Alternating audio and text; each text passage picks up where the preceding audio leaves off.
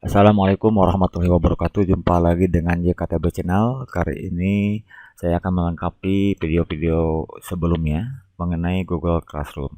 Nah, dalam video kali ini saya akan memberikan informasi mengenai bagaimana guru bisa berinteraksi dengan para siswanya dengan cara eh, mengomentari, kemudian memberikan penugasan-penugasan dan lain-lainnya. Oke, sebagai salah satu contoh, kita masuk ke salah satu kelas. Ada beberapa menu yang terdapat di dalam halaman ini. Terdiri yang pertama adalah forum, kemudian menu tugas kelas, kemudian anggota, dan juga berupa nilai.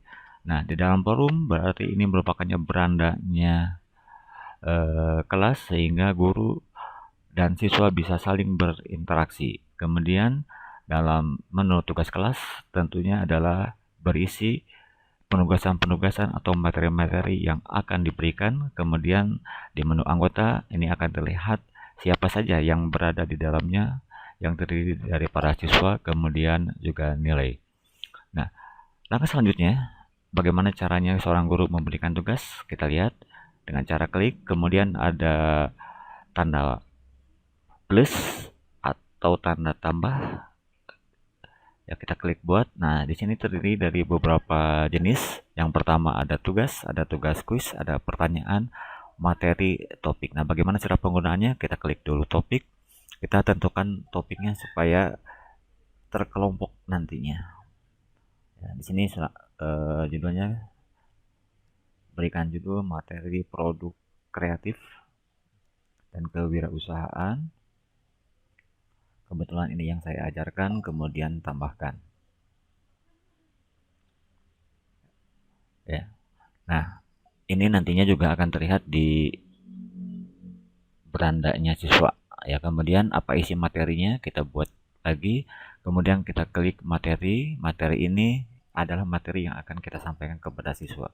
Ya, judulnya ya, misalkan bebas ya, sesuai dengan materinya. Modul produk kreatif. Nah, modul kreatif dan kewirausahaan. Kemudian deskripsinya, perintahnya apa,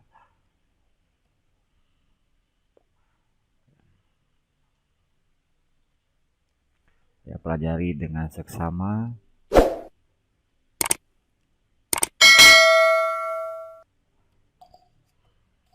Ya pelajari dengan seksama, kemudian lakukan secara mandiri. Oke, opsionalnya seperti itu saja.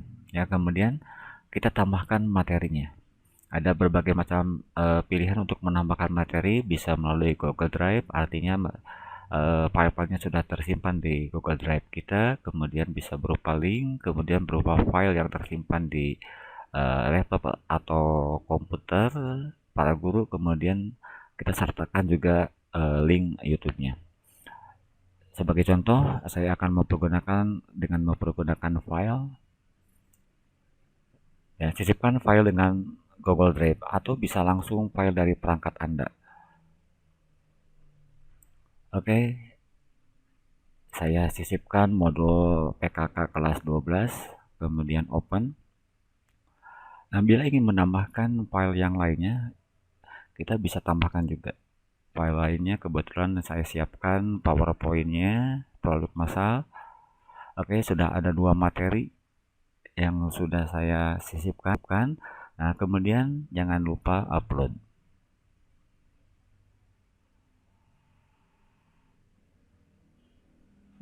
Kita menunggu uploadnya sampai dengan berhasil. Oke, ini sudah berhasil. Nah, kemudian kita atur. Ya, kita atur materi yang sudah kita buat ini ditujukan untuk kelas berapa. Ya, di sini ada beberapa kelas, akan tetapi saya tujukan ke satu kelas saja. Kemudian ditujukan untuk semua siswa. Topiknya apa? Karena kita tadi sudah membuat judulnya, kita masukkan ke dalam kelompok materi produk kreatif sehingga nanti modul dan PowerPoint-nya muncul di bawah materi produk kreatif. Kemudian posting. menunggu proses postingan tersimpan, dan di sini ada notif materi berhasil kita upload, maka kita akan melihat bagaimana materi-materi ini akan terlihat di berandanya siswa. Saya akan coba untuk membuka berandanya siswa. Saya akan coba membagi dua tayangan. Akan membagi dua tayangan. Ya, kita minimize yang satu lagi dengan mempergunakan Google Chrome. Kita minimize ya. Nah, di sebelah kiri ini adalah berandanya siswa. Nah, tadi kita sudah memposting materi-materi modul kreatif dan kewirausahaan. Di sini terdiri dari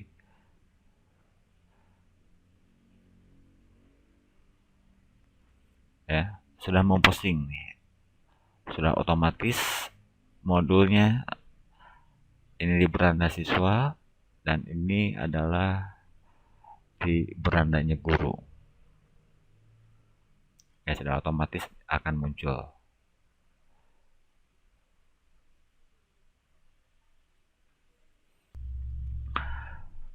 Untuk selanjutnya, setelah materi-materi produk dan kreatif ini kita upload, maka kita buat penugasan. Kita pilih penugasan, kita buat judulnya tugas individu ke 1 PKK ya, kita singkat, produk kreatif dan kewirausahaan.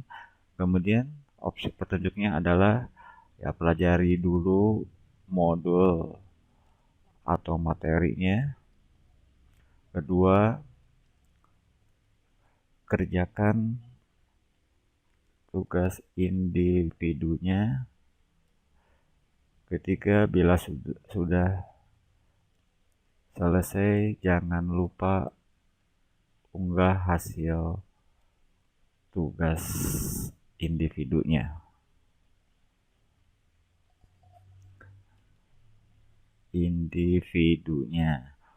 Nah, kemudian kita tambahkan tugasnya apa yang harus dikerjakan. Ambil dari file yang ada di perangkat Anda. Sudah saya siapkan tugas individu produk massal, open. Oke. Kemudian upload. Nah, kemudian ditujukan kepada siapa? Pilih salah satu kelas, saya pilih satu kelas saja untuk semua. Berikan skornya. Ini nilainya 100. Nah, tenggat waktunya, batas waktunya sampai kapan? Saya berikan misalkan sampai dengan tanggal 31, jamnya sampai jam 23.59. Kemudian topiknya apa? Ya, topiknya kita tentukan ya. Tugas-tugas yang harus dikerjakan. Oke, bila sudah, klik tugaskan, proses penyimpanan. Nah, kita sudah berhasil memberikan tugas kepada anak-anak ya. Kita lihat di siswa, di berandanya siswa.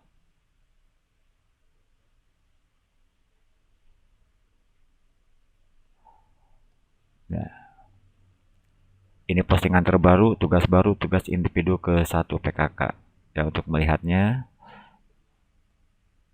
Nah, ini adalah tugas individu. Ya, lihat detail.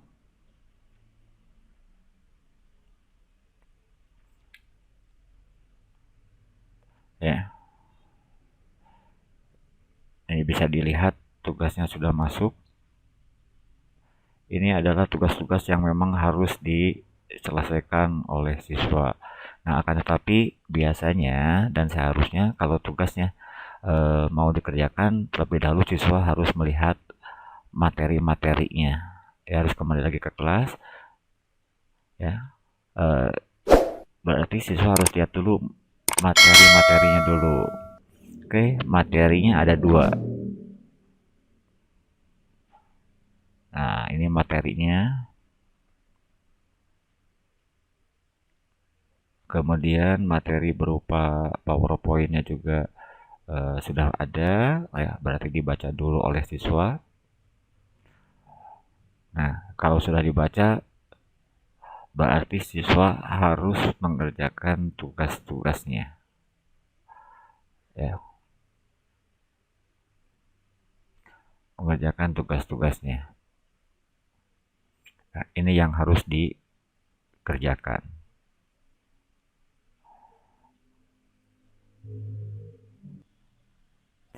Oke, apabila misalkan siswanya sudah melihat tugas yang harus dikerjakan, mungkin terlebih ingin mengomentari, ya misalkan, ya Pak, nanti saya kerjakan.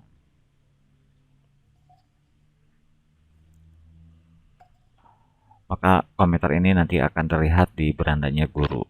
Nah, kemudian kalau tugas individunya sudah di-download, kemudian kerjakan, ya maka langkah selanjutnya bila sudah selesai, maka siswa harus mengunggah kembali tugas-tugasnya. Dengan tambah buat file, kemudian cari dari perangkat komputer anak,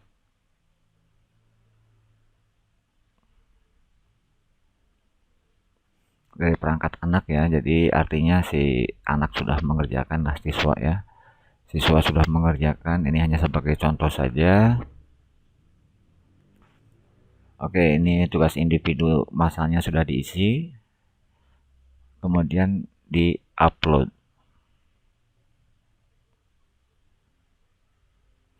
Dan menunggu proses upload.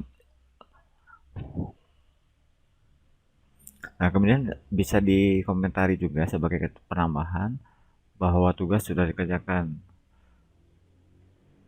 Tugas sudah saya kerjakan ya Pak. Nah, kemudian di post, jangan lupa ini serahkan, artinya diserahkan ke guru untuk diberikan penilaian. Oke, sudah terkirim. Ini ada sekali lagi berandanya siswa. Kita lihat di berandanya guru. Ya, di berandanya guru.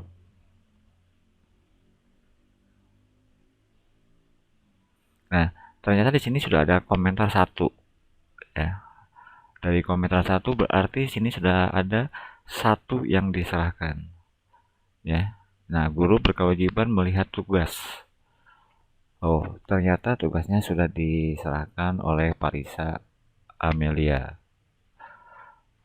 Nah,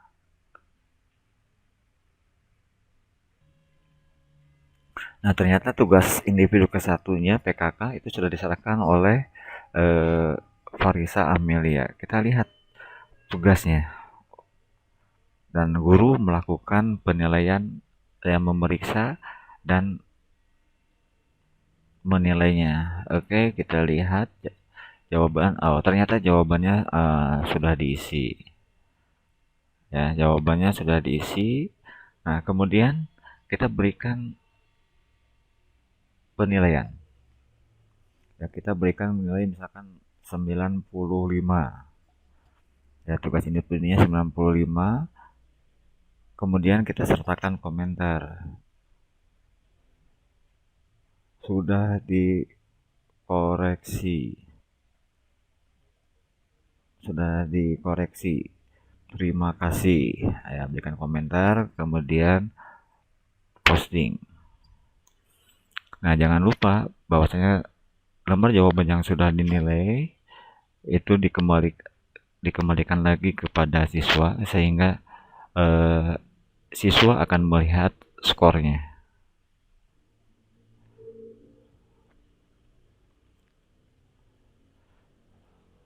Nah, ini muncul.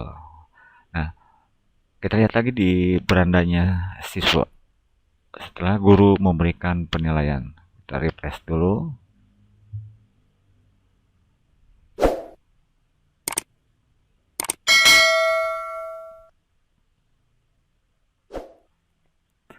Oke, di berandanya siswa akan terlihat ketika tugas individunya sudah dinilai dan diserahkan oleh guru, akan terlihat bahwasannya di pojok kiri atas tidak ada penugasan. Kata-katanya hore, tidak ada tugas yang perlu diselesaikan. Bisa dilihat semua ya tugas individu yang dinilai pada tanggal 31 Maret 2020 ini ternyata Farisa Amelia mendapatkan nilai 95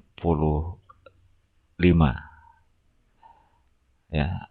Nah, ini adalah bagaimana interaksi ketika guru memberikan tugas atau materi melalui Google Classroom. Ya, itu saja yang saya sampaikan. Mudah-mudahan bisa dipahami. Semoga bermanfaat. Terima kasih. Assalamualaikum warahmatullahi wabarakatuh.